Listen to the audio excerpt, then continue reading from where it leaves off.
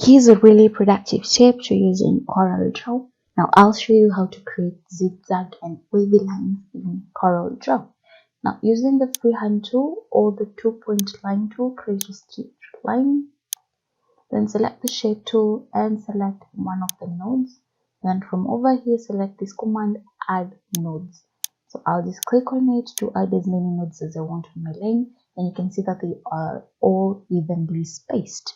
Now from here, I'll hold down the Control key and select these nodes at intervals, like so.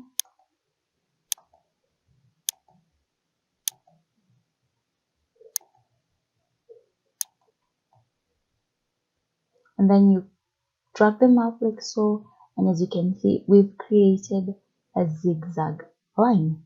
Now again, if you want to create a wavy line out of this, just double click on the shape tool to select all the nodes. You can see they're all selected, and then come to this command and select convert to curve. Now with that selected, I'll come here and select smooth node. You can see we've created a wavy line.